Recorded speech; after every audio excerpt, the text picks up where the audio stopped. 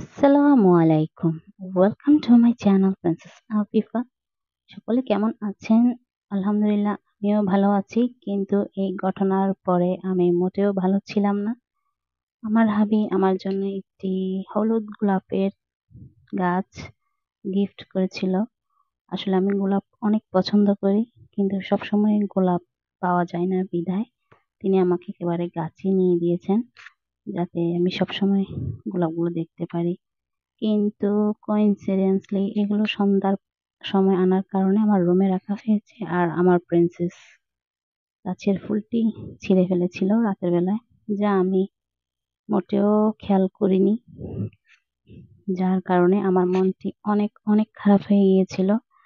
কি করব বুঝতেই পারছিলাম না। একদম এত সুন্দর ফুলটি সে ছিঁড়ে ফেলার কারণে, ছিঁড়ল তো ছিঁড়ল, একদম গোড়ালি থেকেই ছিঁড়ে ফেললো। কলিটি ভালোভাবে ফুটতেও পারেনি। সেটি দেখে আমার প্রচন্ড রকমের মন খারাপ হয়ে গিয়েছে। পরে একটি জিনিস ট্রাই করলাম।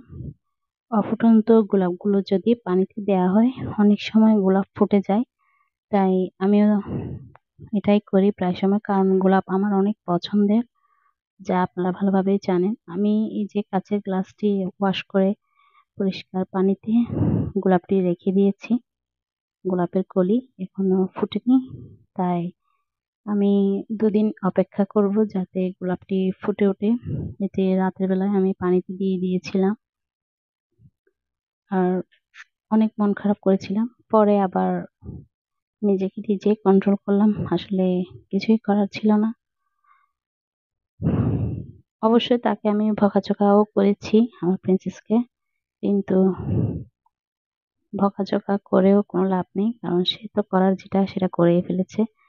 দেখতে পাচ্ছেন আমি বারবার উঠিয়ে উঠিয়ে দেখছি গোলাপটির অ্যাঙ্গেলটি, কারণ এটিতে যদি গাছে ডালটি থাকতো তাহলে বোতলে রাখতে খুব ভালো দেখাতো, কিন্তু এমন ভাবে ছিঁড়েছে এটি ভালোভাবে রাখতেও পারছি না।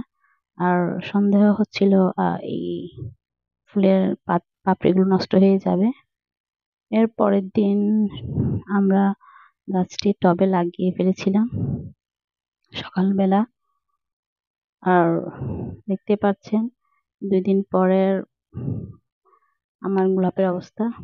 ফাইনালি মাশাআল্লাহ অনেক সুন্দর লাগছে। আমার আইডিয়া কাজ করেছে। আমি ফুল দেখলে, বিশেষ করে গোলাপ, তার অনেক প্রেমে পড়ে যাই।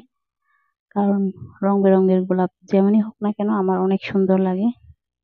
অনেক সুন্দর লাগছিল।